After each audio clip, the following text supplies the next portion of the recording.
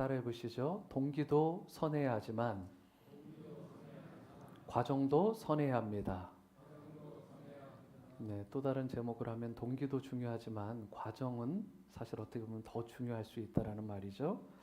여러분 아시는 것처럼 우리가 동기, 처음에 품게 되는 의도, 인텐션도 중요하지만 그 처음만 순수하다고 결과가 좋은 게 아닙니다.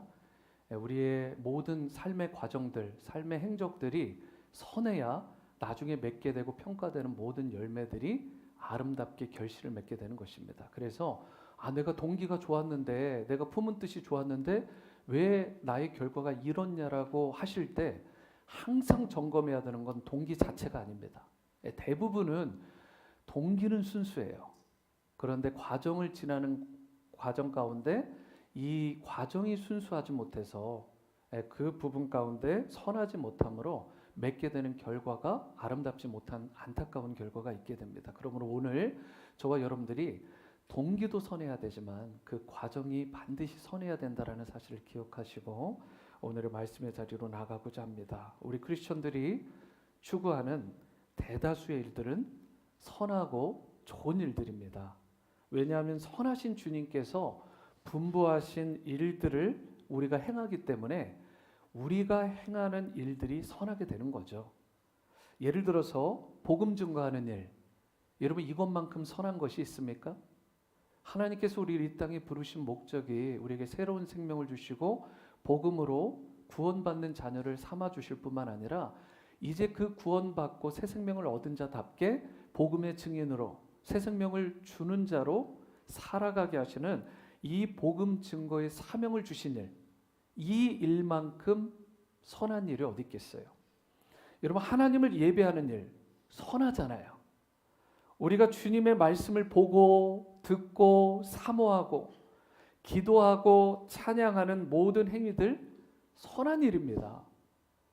그리고 하나님을 사랑하고 이웃을 사랑하며 섬기는 일도 선한 일이죠. 그럼에도 불구하고 오늘날 크리스천 가운데 크리스천들이 우리가 세상에서 받는 평판들, 세상에서 받는 평가들을 보면 그렇게 썩 좋지 않을 때가 있어서 참 많이 안타깝습니다. 제가 이민 목회를 해보니까 그래도 이민 목회, 이 미국에서의 목회는 좀 나은데 한국에서는 이 목회자든 성도든 크리스찬에 대한 평가가 의외로 많이 낮다라는 거. 이게 참 안타까운 일이죠. 왜 그럴까? 이 비난의 대상이 되기도 하고 배척과 혐오의 대상이 되는 경우를 우리가 자주 어떻게 보면 종종 보게 되는데 그런데 왜 이런 현상이 일어날까? 여러 가지 이유들이 있겠지만요. 그 중에 대표적인 것을 뽑으라면 저는 우리의 삶이 우리의 삶의 행적과 그런 여정들이 복음의 메시지, 선한 복음의 메시지를 제대로 뒷받침하지 못하기 때문에 그로 인해서 이런 일들이 일어난다고 생각을 합니다. 복음 자체는 얼마나 선한 거예요. 그 시작, 그 인텐션은 너무나 귀한 것인데 그 복음의 선한 것을 붙들고 살아내야 되는 우리의 삶이 그걸 뒷받침하지 못하니까 삶의 과정들이 선하지 못하니까 손가락질을 받고 지적을 받게 되는 것입니다. 물론 억울한 측면도 있죠. 우리 크리스천들이 교회들이 정말 오른손이 하는 거 왼손이 모르게끔 비밀스럽게 정말 조용하게 아무도 모르게 선한 일들을 하는 일, 그래서 밝혀지지 않은 일들이 굉장히 많은 거 사실입니다. 그렇지만 우리가 믿는 자들이 이런 지적을 당할 때에 왜 이런 일들이 있을까? 거기에 대해서 변명만 하기보다는 먼저 우리의 삶, 우리의 삶의 행적들을 돌아볼 수 있어야 되는 것입니다. 우리가 의도한 것은 아니지만 사람들이 보기에 우리가 삶 가운데 혹 복음의 길을 막는 것이 있다면 복음 자체는 그 시작 자체가 너무나 아름답고 존귀한 것인데 이것을 펼쳐가는 일에 있어서 열매 맺게 해야 되는데 그것을 펼쳐가고 열매 맺게 하는 그 과정이 우리로 말미암아 막히게 된다면 선하지 못하게 만드는 무언가가 있다면 그러한 악한 것들, 잘못된 걸 제거하고 반드시 처리해야 되는 것입니다. 비록 동기가 선하고 의도가 순수할지라도 그 과정이 선하지 못하게 되면, 그 삶의 여정과 행적들이 순수하지 못하다면 결코 선한 결과를 맺지 못하게 되는 것입니다. 여러분, 우리가 이 사실을 기억하고 선한 일일수록, 복음과 같이 선하고 존귀한 것일수록 저와 여러분들이 더 그 복음 때문에 조심할 수 있고 또 근신하고 그리하여 복음의 선한 열매를 맺게 되는 그러한 신실한 크리스천들 다 될 수 있게 되기를 축복합니다. 그래서 바울이 로마서 14장 16절에서 이런 권면의 말씀을 합니다. 한번 같이 읽어볼게요. 시작. 그러므로 너희의 선한 것이 비방을 받지 않게 하라. 우리가 행하는 모든 일이 선한 의도로 하는 것임에는 틀림없지만, 그 의도는, 동기는 순수할지 모르지만 우리의 잘못된 과정으로 인해서 비방의 대상이 되지 않도록, 우리도 비방받지 말아야 되지만 주님의 피값으로 사신 교회가 비방을 받게 되는 일이 없도록 하라라고 권면하고 있는 것입니다. 이런 면에서 우리가 하는 일이 의도가 선한 것도 중요하지만 과정도 선해야 하나님께 영광이 되는데요. 우리가 선한 결과를 얻기 위해서 선한 과정을 거쳐야 되잖아요. 그런데 이 선한 과정 가운데 꼭 필요한 핵심 요소들이 있어요. 우리가 해야 될 그 핵심적인 것들이 무엇인지 오늘 말씀을 통해 선한 과정에 대해서 함께 나눠보기를 원하는데요. 첫 번째로, 선한 결과를 얻기 위해 선한 과정 가운데 필요한 것, 그것은 바로 자발적인 열심이 필요하다는 것입니다. 자발적인 열심. 우리 마음속에 열심을 갖기는 가져야 되는데 어찌어찌 하다가 떠밀리듯 하는 열심이 아니라, 열정이 아니라 자발적으로 기쁨으로 열심을 내야 된다는 뜻입니다. 이런 사람이 당연히 그 과정도 선하게 되고 맺게 되는 열매도 선하지 않겠어요? 자발적인 기쁨의 열정을 내는데 당연히 결과가 좋겠죠. 16절에서 17절을 보세요.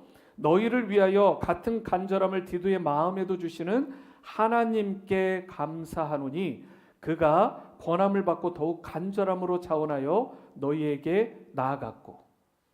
여기서 보시면 간절함이라는 단어 보이시나요? 간절함으로 자원했다. 이 간절함이라는 단어가 헬라어로 수프데라는 단어입니다. 수프데.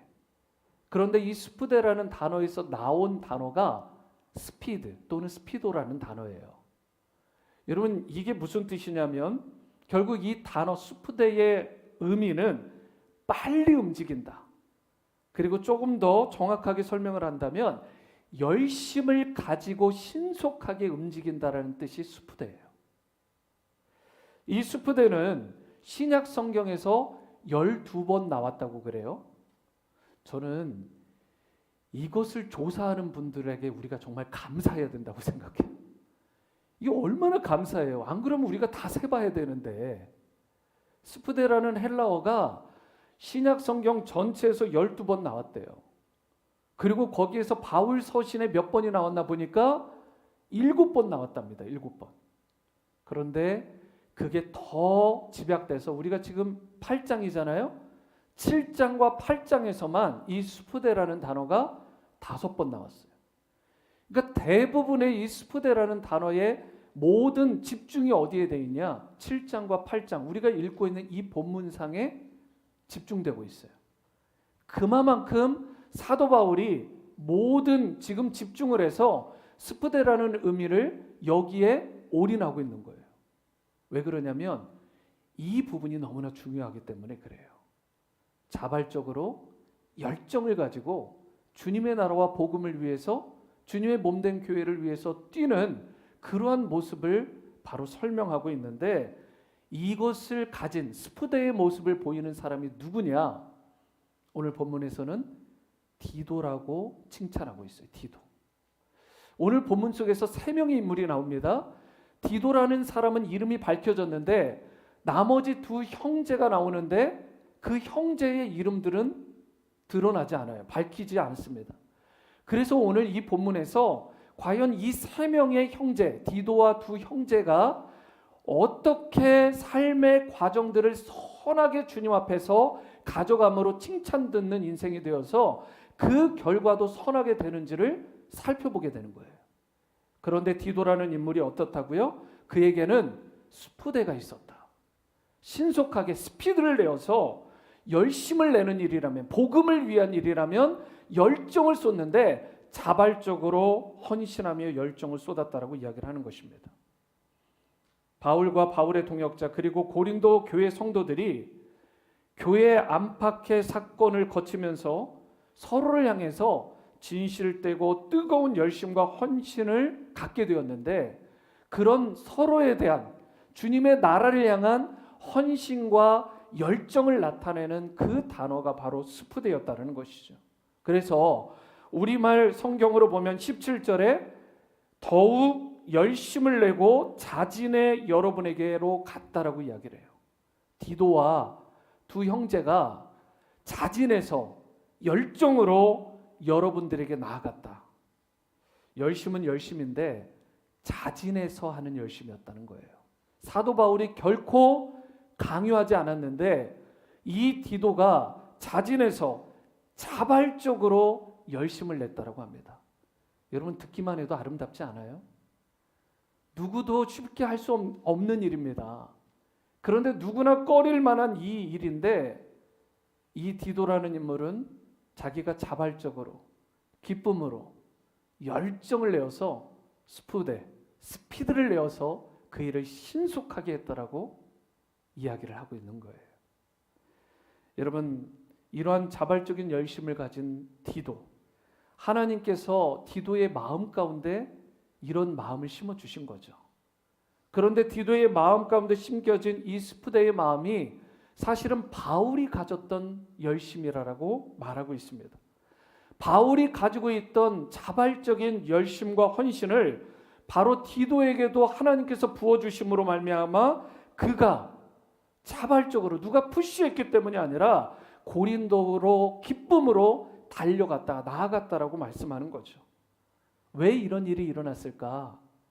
본인의 마음 가운데, 물론 하나님도 그에게 마음을 주셨지만 본인의 마음 가운데, 디도 이 자신의 마음 가운데 고린도 교회를 향한, 고린도 성도들을 향한, 복음을 향한 사랑과 특심이 특별했기 때문에 그가 자발적으로 기쁨으로 달려갈 수 있었던 거예요. 스푸대.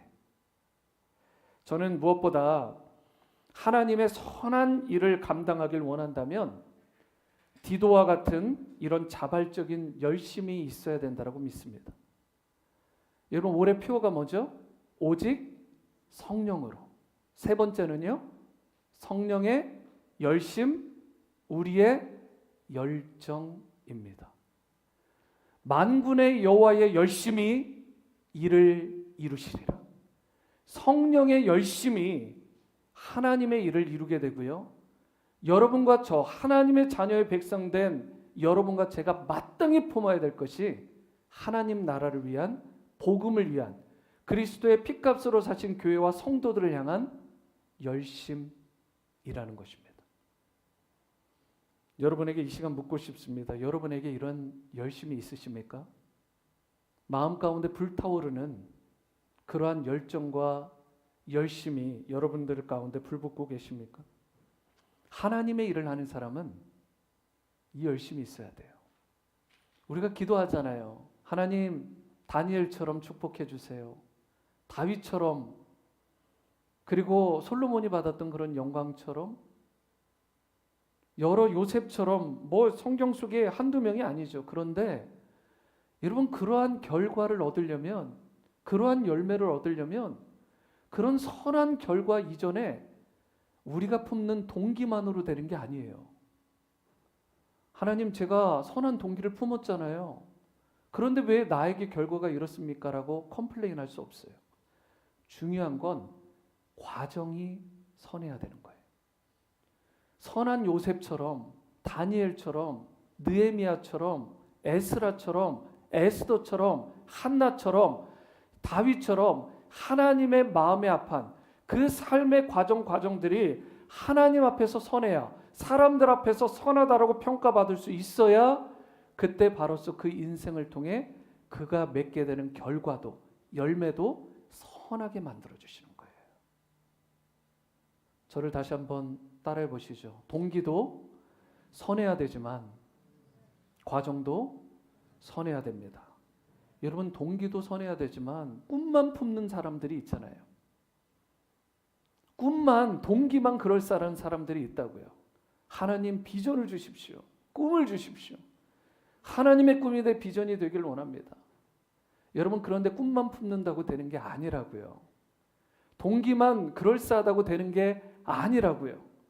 삶의 과정이 스푸데, 하나님의 나라와 영광을 위한 열심으로 불타오르는 인생, 그 과정이 선하고 아름다운 열심히 특심인 인생에게 하나님께서 그의 삶의 결과를 향기롭고 아름답게 만들어 주신다는 사실.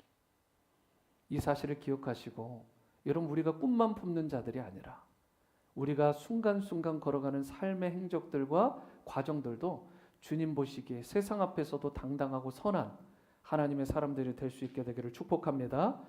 여러분, 이런 면에서 우리가 주님의 일을 감당하기 위해서 무엇보다 필요한 게 뭐라고요?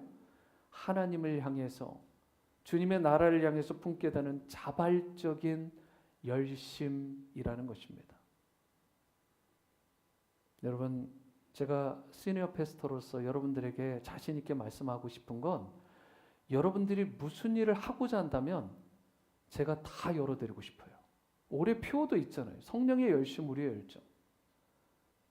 여러분, 그것이 남성교회 일이든 여성교회 일이든 청년부의 일이든 유스 칠드런, 영아부의 일이든 열심만 가져보세요. 자발적으로 성령께서 주시는 열심을 가지고 저에게 와보시면 제가 여러분들에게 하나님 나라를 위해서 쓰임받을 수 있는 기회들을 얼마든지 열어드리겠습니다. 중요한 건 성령께서 감동하실 때 순종할 수 있어야 되는데, 성령의 감동 가운데 임하려면 여러분 주님 앞에 무릎 꿇고 하나님께서 주시는 불을 받아야 돼요. 성령의 불이 임해야 마음 가운데 성령의 감동이 임하게 되는 것이고, 성령의 감동이 임할 때 우리 가운데 열심히 불붙게 되는 거죠. 저와 여러분들 정말 자발적인 열심, 무엇보다 우리가 열심을 품어야 되는데, 제가 드리고 강조하고 있는 열심의 가장 중요한 것 가운데 하나는 예배에 대한 열심입니다. 주일 예배만이 아니라 수요 장년 예배, 금요 청년 예배, 월요일부터 토요일까지 있는 새벽 예배, 일하기 전에 예배의 열심이 먼저입니다. 예배에 대한 열정이 회복되게 되면 기도에 대한 열정이 회복되게 되고, 말씀에 대한 사모함과 열정이 있게 되면 주님께서 그의 인생의 삶의 과정들을 선하게 만들어 주시고, 그 예배에 불이 붙은 10년 가운데 하나님 사이즈의 비전과 역사를 그를 통해 이루어 주시는 거예요. 순서가 바뀌면 안 됩니다. 예배가 살아나고 예배의 열심히 내는, 자발적으로요. 누구의 눈치 봐서가 아니라 예배 자리로 자발적으로 오는 심령들이 올 때. 지난주 금요일에도 청년부 이 소예배 자리가 꽉 찼어요. 그 지난주에도 청년들이 많이 왔고, 청년부는 그래도 웬만큼 올 만한 청년들이 많이 옵니다. 솔직히. 그런데 작년 수요예배는 자리가 좀 많이 비었습니다. 새벽 기도도 그래요. 여러분, 이제는 영적으로 방학할 때가 아니라 시간적으로, 시기적으로 방학이잖아요. 좀 여유가 있잖아요, 느낌이. 그러면 영적으로는 방학이 아니라 이때를 영적으로 비상할 수 있는 기회로 삼으실 수 있게 되기를 바랍니다. 예배에 열심이 있어야 돼요. 기도와 섬김에 대한 열심이 있어야 됩니다. 저희 교회 가운데 특별히 자원하는 열심이 특심인 분들이 참 많이 있어요. 그러한 분들을 통해 교회가 아름답고 든든하게 서는 것으로 인해 너무나 감사하고 정말 향기나는 인생들이 많으신데, 자원하는 열심이 특심인 분들은요, 하나님을, 이웃을 사랑하지 않고는 못 배기는 분들이에요. 견디지를 못하세요. 하나님을, 이웃을 섬기지 않으면, 그리스도의 몸된 교회를 위해서 봉사하고 섬기지 않으면 가만히 견디지를 못하는 분들. 여러분, 이런 분들을 통해 주님의 나라가 더욱 든든하게 세워지는 것이죠. 평소에는 저에게 정일철 집사님이 교회 잔디를 깎으십니다. 보통 일이 아니에요. 3-4시간씩 매주마다 ቃ끄신다고요. 그러니까 한번 해보시면 알겠지만 이 보통 열정으로 할 수 있는 일이 아니에요. 근데 지난주에는 이 백 집사님이 잔디를 깎으시게 됐어요. 교회 잔디 깎는 기계가 사실 그 트랙터가 별로 좋지가 않아가지고 잘 막 깎이지도 않을 뿐더러 가다서다를 계속 반복하시는 거예요. 새벽 기도를 마치자마자 한 7시가 채 되지 않아서 제가 보니까 12시가 넘어서까지 잔디를 깎고 계시더라고요. 떼약볕에. 그러니 잔디를 깎고 계신데 이게 안 깎은 곳이 많죠. 왜 그러냐면 이게 가다 서요. 막 자꾸 트랙터가.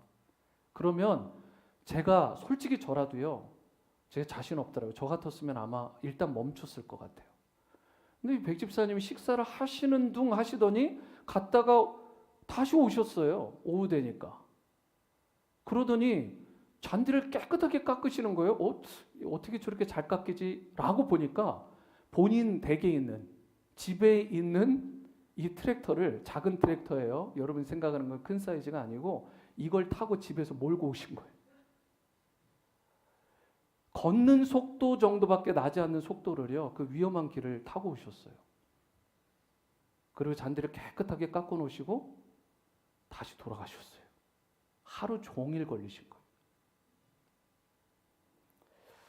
여러분 웬만한 사람 같으면 포기하죠. 이 집에 가서 그 기계를 가져올 생각을 누가 하겠어요? 그게 얼마나 감동이 되던지. 교회를 사랑하는 마음, 섬김과 봉사에 대한 열정이 없다면 결코 하실 수 없는 일이에요. 우리에게도요, 건강한 열정이 필요합니다. 내가 품는 동기만 선하다고 결코 과정이 여러분 무시해버리면 결과가 아름답지 못하다니까요. 내가 말하고 생각하는 것을 과정을 선하게 가져가야 행위로 보일 수 있어야 내가 주님 앞에서 맺게 되고 얻게 되는 상급과 열매가 선하게 되는 거라고요. 영혼을 사랑하는 열정, 섬김과 봉사의 열정, 선교와 전도와 구제에 대한 열정이 있어야 돼요. IMB에서 인터내셔널 미션 보드 서든 베프티스트의 선교단체에서 이메일이 왔어요. 근데 제가 지금 막 고민이 되는 내용이 있어요. 이 선교의 길이 우크라이나 쪽에 난민들을 돕는 길이 열렸다는 거예요. 이거 가야 되나 말아야 되나 막 계속 마음에 갈등이 돼요. 여러분 성령께서 감동을 주시면 그러한 감동 가운데 불이 붙게 돼 있어요. 주님께서 여러분을 통해서 일하시기 전에 반드시 성령께서 열심의 불을 지피우게 돼 있습니다. 그래야 주님의 기쁨과 영광이 되는 삶으로 저와 여러분들이 열매를 맺게 되는 거예요. 이제 여러분 모두가 바라기는 성령의 감동으로 바른 열정, 건강한 열심을 품으시고 주님의 기쁨과 영광이 되는 그런 존귀한 인생들로 살아가시게 되기를 주님의 이름으로 축원합니다. 두 번째는 선한 결과를 얻기 위해 선한 과정 가운데 필요한 게 있어요. 우리가 선한 과정을 살아갈 때 또 필요한 게 건강한 동역이라는 거예요. 건강한 동역을 이루어내셔야 됩니다. 18절 말씀을 보세요. 또 그와 함께 그 형제를 보내었으니 이 사람은 복음으로써 모든 교회에서 칭찬을 받는 자입니다. 칭찬을 받는 자. 여기에 보시면 디도와 함께 한 형제라고 나오는데 서두에도 말씀드렸듯이 이름이 나오지 않아요. 누군지 구체적으로 몰라요. 그런데 이 형제는 디도와 바울과 함께 하나님을 아름답게 세워간 동역자로 칭찬받는 인물이라고 기록되어 있어요. 또한 19절 말씀을 보시면 이뿐 아니라 그는 동일한 주의 영광과 우리의 원, 곧 소원을 나타내기 위하여 여러 교회의 택함을 받아 우리가 맡은 은혜의 일로 우리와 동행하는 자라고 했습니다. 여기에 보시면 이 형제가 가진 관심사, 이 형제가 품게 되는 그 관심사가 바울이 가진 관심사와 똑같다라고 이야기를 합니다. 여러분 능력 있는 사역이 일어나려면 동역이 아름다워야 되는데 그 동역의 시작은 마음이 같아야 되는 거예요. 100명이고 1000명이고 소용없습니다. 마음이 달라버리면 여러분 아무런 능력이 나타나지 않아요. 우리 오늘의 침례교회가 파워풀한 정말 성령의 능력이 일어나는 교회가 되려면 한 마음을 가져야 돼요. 복음을 위해서, 하나님을 위해서, 주님의 몸된 교회와 성도들을 위해서, 죽어가는 영혼들을 위해서, 구원하는 이 사역들을 위해서 한 마음 한 뜻이 될 때 그 교회를 통해서 아름다운 동역의 역사와 결과가 나타나는 거예요. 과정이 아름다워야 됩니다. 저와 여러분들은 아름다운 동역을 이루고 계시나요? 그리고 그 시작은 아름다운 마음의 하나됨입니다.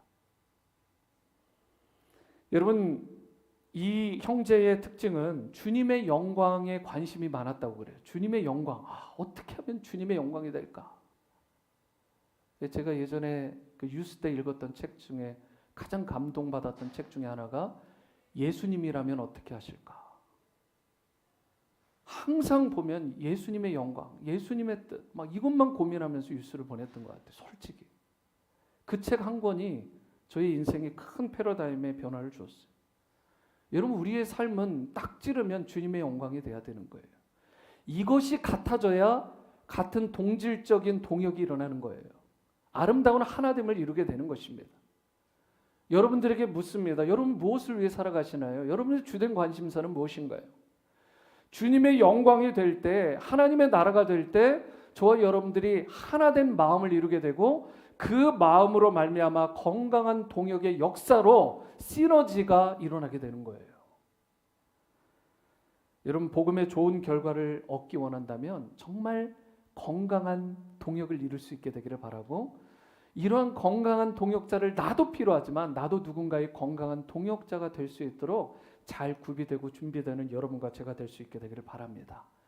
기도의 영성을 가진 사람, 복음에 대한 열정을 가진 사람, 성령 충만하고 영혼 사랑에 대한 특심 있는 사람과 동역해 보세요. 여러분, 그러면 불이 붙는 거예요. 주님 나라의 열매가, 그 결실이, 결과가 선하고 아름다울 수밖에 없는 것입니다. 반드시 그래서 여러분들, 나에게 지금 이런 동역자가 있는가를 자문하셔야 돼요. 내 주위에 있는 동역자, 동반자는 과연 어떤 사람인가를 잘 살펴보셔야 돼요. 그래서 여러분들의 집을 구할 때도 교회 근처에 구하라라고 믿음의 선배들이 얘기했던 거예요. 우리의 삶의 중심이 교회 중심, 하나님의 영광 중심이 되어야 된다는 것. 괜히 그렇게 믿음의 선진들이 이야기한 게 아닙니다.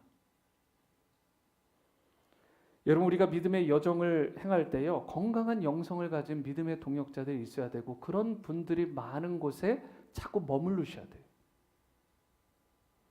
그렇게 할 때 여러분과 제가 영적인 아름다운 건강한 동역자들을 통해 나도 살게 되고 나도 다른 사람들에게 선한 영향력을 끼치는 믿음의 사람으로 쓰임받을 수 있게 되는 것입니다. 반대로 나에게 그러한 인생이 아니라 잘못된 파트너를 만나게 되면 어떻게 되느냐? 아무리 여러분의 인생을 잘 계획하여도, 동기가 순수해 보여도, 그럴싸해 보여도 인생 자체가 결국은 그 과정 가운데 꼬이게 되고요, 깨어지게 되고요, 상처 입게 되고요, 결국은 맺게 되는 결과가 아름답지 못하게 되는 거예요. 그렇기 때문에 중간 과정 가운데 반드시 내 옆에 있는 파트너가, 동반자가 어떤 사람인지를 잘 점검하셔야 돼요. 믿음의 사람들, 믿음의 공동체, 믿음의 소그룹과 대그룹에 자꾸 머무르셔야 돼요. 그렇게 할 때 여러분과 제가 놀라운 그러한 서로를 살리고 세워주는 그러한 인생들이 되게 될 줄 믿습니다. 아시는 것처럼 5월은 무슨 달이라고 하죠? 가정의 달이잖아요. 가정의 달. 무엇보다 가정 안에서 먼저 이런 영적인 동반자와 영적인 동역자가 일어나야 돼요. 내가 다른 사람 지적하고 뭐 교회 안에서 있네 없네 할 게 아니라 먼저 가정입니다. 가정 안에서 이 부부 간의 영적인 동반자가 돼야 되고, 부모가 자녀에 대해서, 자녀가 부모에 대해서 영적인 동역자로 느끼고 한 마음을 품고 주님의 영광을 위해서 같이 뛰어가야 되는 거예요. 그 시작이 어디라고요? 가정이라고요. 가정 안에서 이 일이 일어나야 되는데, 안타까운 것은 제가 요즘 가정에 대한 책들을 많이 읽고 있는데 이 통계 자료도 많이 보니까 의외로 많은 사람들이 행복해야 될 가정에서 불행을 느낀다라고 말하는 사람이 행복을 느낀다는 사람보다 한국의 경우에 더 많다라는 사실. 가정이 행복하지 않대요. 쉽게 얘기하면 가족에 갔는데 회복이 안 일어나는 거예요. 세상에서 아무리 두들겨 맞고 힘들어도 가정에 가면 회복이 일어나고 행복해야 되는데 가정이 불행한 거. 여러분, 이런 환경 속에서 어떻게 영적인 동역자와 동반자가 일어나겠어요? 그리고 가정에서 이러한 일이 일어나지 않으면서 밖에다가 왜 컴플레인을 하겠어요? 중요한 건 가정이에요. 안전해야 되고 행복해야 될 가정인데 가정이 안전하지 않은 거예요. 끔찍한 일들이 가정 안에서 일어나는 거예요. 얼마나 많은 이 자녀들이 그리고 배우자들이 고통 가운데 호소하는지 모릅니다. 여러분, 그런데 이 주된 이유가 뭘 것 같으세요? 왜 가정이 이렇게 불행하고 안전하지 못하다라고 느껴질까? 서로 간에 막 갈등이 있고 상처가 있고 골마 터질 대로 터져버리는 이런 상황이 될까? 중요한 건 용서가 안 되는 거예요, 서로 간에. 그 자료에 따르면 용서의 부재라는 거예요. 용서의 부재. 용서가 없어. 가장 자기가 용서하지 못한 사람을 뽑으라면 부부간에 또는 부모가 자녀, 자녀가 부모인 거예요. 여러분, 이런 일이 가정에서 일어나는데 어떻게 건강한 영적 동반자가 세워질 수 있겠어요? 여러분, 용서를 통해서 그동안 묶였던 매듭을 풀어내셔야 됩니다. 이런 용서의 부재를 해결해야 저와 여러분들이 영적인 동반자가 세워지게 되고, 그래야 선한 결과, 이 과정도 선하게 되고 결과도 선하게 되는 그런 인생으로 우리가 축복되게 살아가게 되는 것입니다. 사실 용서라는 것은요, 상대를 위해서도 필요한 것이지만 나를 위해 필요한 거잖아요. 아시죠, 여러분?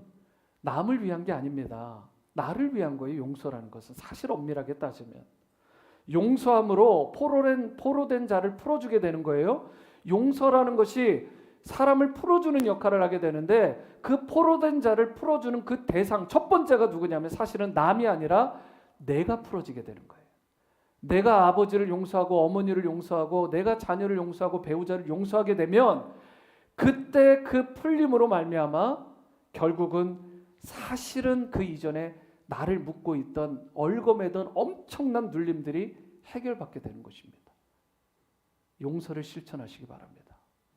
용서는 축복이에요.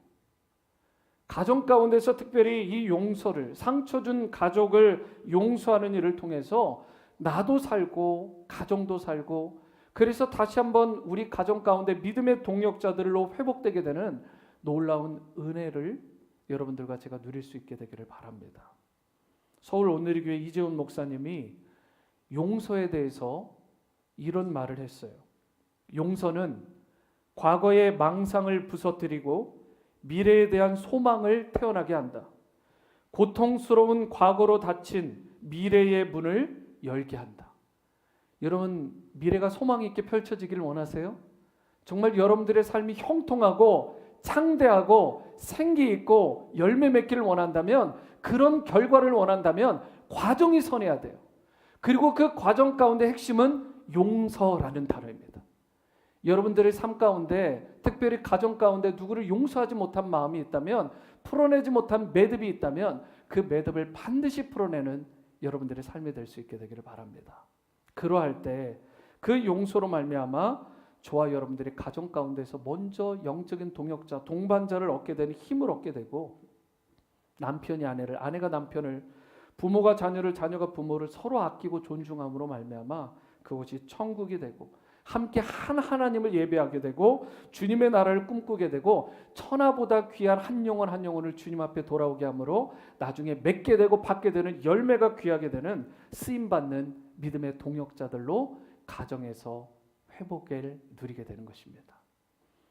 나아가 우리 온누리 침례교회 공동체 가운데서도 저는 영적으로 건강한 동역자를 만나는 은혜가 여러분과 저에게 모두에게 일어날 수 있게 되기를 바랍니다. 코람데오, 주님 앞에서 진실되고 항상 깨어서 기도하고 영혼을 진심으로 사랑하고 주님의 나라를 순수하게 정말 선하게 꿈꾸는 그러한 아름다운 만남들이 계속해서 서로 간에 이어짐으로 말미암아 아름다운 복음의 동역자로 함께 세워지고 주님이 기뻐하시는 열매를 풍성히 맺게 되시기를 주님의 이름으로 축원합니다. 세 번째이자 마지막은 선한 결과를 얻기 위해 선한 과정 가운데, 우리가 살아가는 삶의 과정 가운데 반드시 필요한 것이 있어요. 그게 무엇이냐? 신뢰할 만한 평판이에요. 신뢰할 만한 평판. 여러분과 제가 선한 결과를 얻기 위해 선한 과정이 필요한데 그 과정 가운데 꼭 필요한 것이 있다면 내가 신뢰할 만한 평판을 얻는 것입니다. 그래야 내가 맺게 되는 열매가 아름다울 수 있는 거예요. 여러분, 크리스천들이 신뢰할 만한 평판을 얻게 되면 어떻게 될까요? 우리가 전하게 되는 복음이 힘있게 전달되죠. 그런데 우리가 평판이 안 좋아요, 크리스천들이. 그런데 만약에 말하게 되면 뭐라고 해요? 너나 잘 믿어, 이렇게 되는 거예요. 그런 것들 당해보시지 않았어요? 여러분, 지금 한국의 기독교 신뢰도가 22%라고 말하는 데도 있고 18%라고 말하는 데도 있습니다. 평균 잡아서 20%인데 80%는 신뢰하지 않는다라고 나왔어요. 심각한 것입니다. 우리 교회는 어떨까요? 우리 온누리 침례교회 중보기도 사역 가운데 다니엘 기도용사가 있는데 제가 계속해서 강조하는 기도 제목 가운데 하나가 거기 뉴스레터에 적혀 있습니다. 그게 뭐냐면 주위의 칭찬 듣고 인정받는 교회와 성도가 되게 달라고 기도하고 있어요. 중보기도자분들이 여러분 그걸 기도하고 있는 거예요. 그래서 주위에 소문이 잘 나야, 우리가 신뢰할 만한 평판을 얻어야 우리가 전하게 되는 복음도, 그 동기도 순수하잖아요. 복음의 동기는. 그런데 우리가 만약에 그 과정, 신뢰할 만한 평판과 명성을 제대로 얻지 못하면 그 과정이 선하지 못함으로 결과가 아름답지 못하게 되잖아요. 그래서 우리는 반드시 신뢰할 만한 평판을 얻기 위해 주님 앞에 무릎을 많이 꿇어야 됩니다. 우리 각자 한 사람 한 사람이 교회이고 우리가 모인 이 공동체가 교회이기 때문에 저와 여러분들이 무엇보다 누구보다 신뢰할 만한 성도들로 교회로 회복이 되어야 주님의 복음이 복음될 수 있게 되고 교회가 교회되고 성도가 성도 될 수 있게 되는 것입니다. 그래서 본문 22절을 보시면 디도와 동행했던 또 한 명의 형제가 소개되어 있는데요. 22절 한번 같이 읽어봅니다. 시작. 또 그들과 함께 우리의 한 형제를 보내었노니 우리는 그가 여러 가지 일에 간절한 것을 여러 번 확인하였거니와 이제 그가 너희를 크게 믿음으로 더욱 간절하니라. 여기에 소개된 형제도 누군지는 확실하지 않다고 말씀드렸습니다. 하지만 이게 뭐 아볼로든 뭐 실라든 두기고든 뭐 상관이 없어요. 이건 확실하지 않아요. 하지만 한 가지 확실한 게 있습니다. 그게 뭐냐면 이 형제가 믿을 만한, 신뢰할 만한 형제였다라고 소개하고 있어요. 이것만은 확실하다는 거예요. 22절에 여러 번 확인했대요. 여러 번. 여기에 분명히 여러 번 확인했는데 이 형제가 믿을 만해, 신뢰할 만해. 그리고 이 소식이, 이 평가가 나만 내리는 게 아니라 여러 교회, 여러 성도들이 검증했다라고 이야기를 하고 있어요. 여러분과 저도 마찬가지입니다. 내가 스스로 내가 믿을 만하다라고 말하는 건 사실 어떻게 보면 큰 효력이 없어요. 물론 그런 자존감이 높은 것 뭐 어느 정도 필요하지만 여러분 우리가 하나님 앞에서도 이런 평판이 좋아야 되겠지만 세상 사람들 앞에서도 평판이 좋아야 되는 거 아니겠어요? 내가 그 사람을 보니까 내가 다른 건 모르겠고 야 크리스찬들이 어쩜 그렇게 괜찮냐, 참 믿을만해, 신뢰할 만해, 그가 다니는 교회라면 내가 한번 좀 다녀보고 싶다, 이런 마음이 들을 때 선한 결과가 나오는 거 아니겠어요? 그런데 그 과정이 어떻다고요? 선한 과정이잖아요. 믿을 만한 사람, 신뢰할 만한 사람으로 평판이 좋은 여러분과 저로 설 때에 이런 일들이 일어난다고요. 23절도 계속해서 보시면 디도로 말하면 나의 동료여 너희를 위한 나의 동역자여 우리 형제들도 말하던 여러 교회의 사자들이요 그리스도의 영광이라고 말했습니다. 교회의 사자들이라는 단어가 나오는데요. 이 말은 보내심을 받은 자라는 뜻이고 그리고 이것은 이 본문상에서 보면 사도를 말하는 거예요. 사도. 그러니까 그만큼 이 교회에서 디도나 두 형제가 믿을 만한, 신뢰할 만한 사람이라는 좋은 평판을 가졌다라는 평가서가 바로 여기에 적혀 있는 것입니다.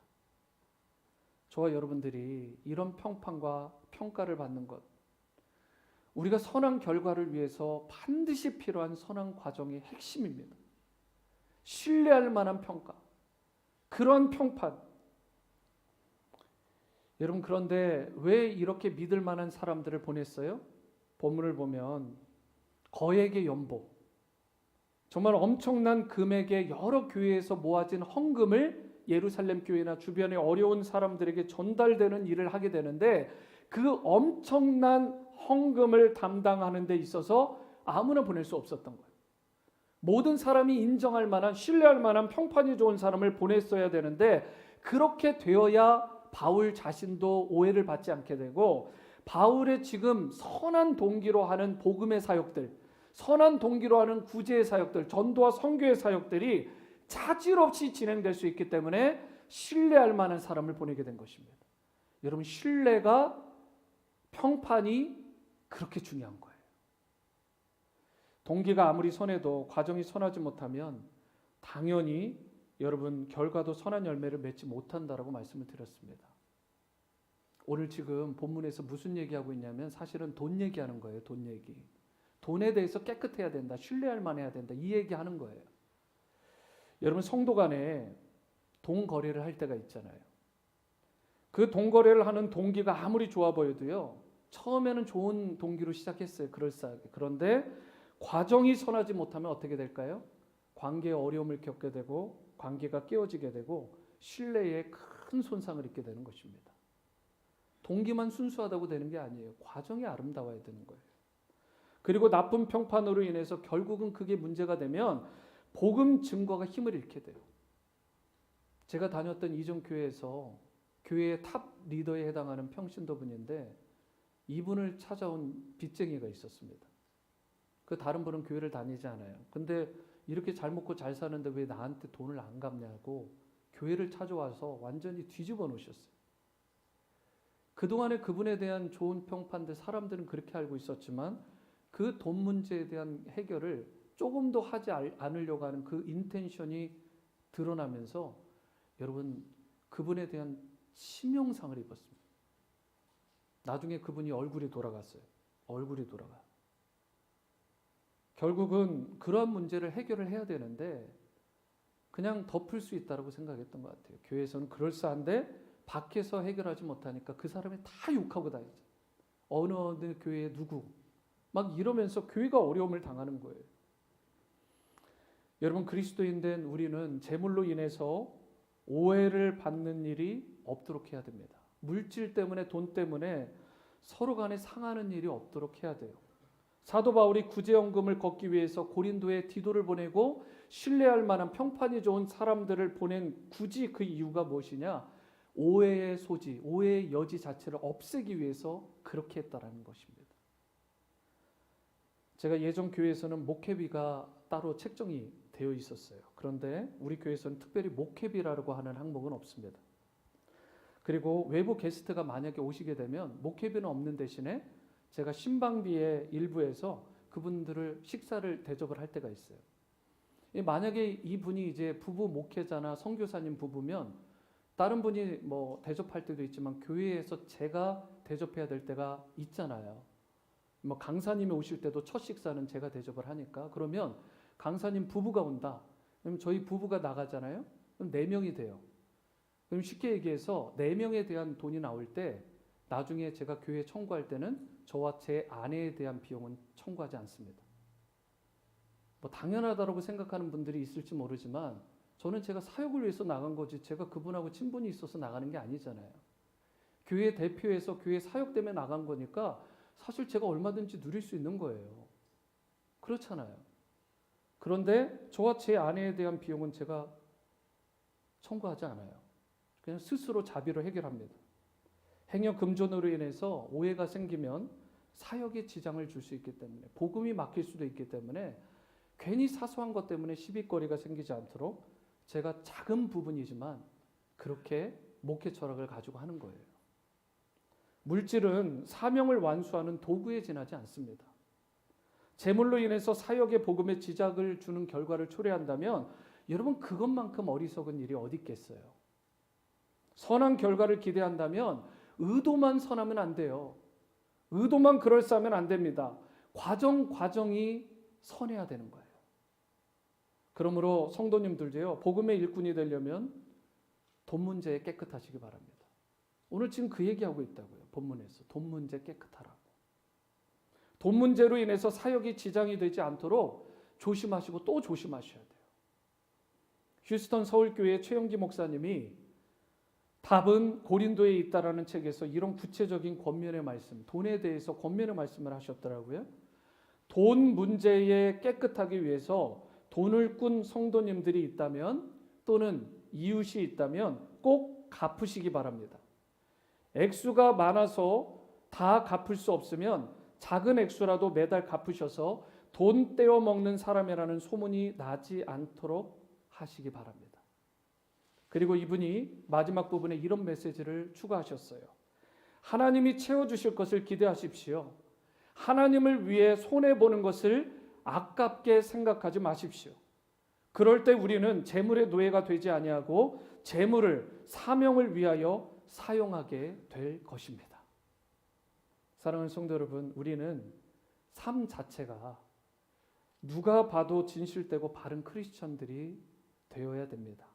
신뢰할 만한 사람으로 입증만 되고 나면, 여러분 좋은 평판이 생기고 나면, 그렇게 나면 우리가 전하는 복음이 힘을 얻게 되고, 그리고 수많은 사람들이 주님 앞에 돌아오게 하는 일에 선한 복음의 일꾼으로 여러분과 제가 열매 맺으며 쓰임받게 되는 것입니다. 그러므로 선한 복음의 결과를 얻기 위하신다면, 주님 나라를 위해 쓰임받기 원하시는 성도님이시라면 신뢰할 만한 평판을 갖추시기를 바랍니다. 진실되고 바른 평판을 가진 여러분이 되셔서 여러분이 증거하는 복음이 힘을 얻게 되시길 바라고 복음의 문이 활짝 열리게 되기를 바랍니다. 동기도 선해야 되지만 과정이 선해야 된다라는 이 사실을 꼭 기억하시고 과정마다 성령의 도우심을 늘 구하시고 코람되어 하나님 앞에서 정직하시고 신실하시고 그 선한 과정을 통해 선한 결과를 얻게 되는 여러분이 될 수 있게 되기를 축복합니다. 말씀을 맺겠습니다. 주님의 복음을 전하는 일만큼 선하고 아름답고 값진 일은 없습니다. 그런데 이 복음 증거의 사역은 여러분과 저의 힘만으로 되는 것이 아닙니다. 성령님께서 우리와 함께 하시고 진리의 말씀이 우리의 심령을 붙들게 될 때 어떠한 악한 영들의 권세도 꺾고 저와 여러분들이 무너뜨릴 수 있게 되는 것입니다. 복음의 능력으로 다시 힘을 얻고 회복되고 일어설 수 있게 되는 거예요.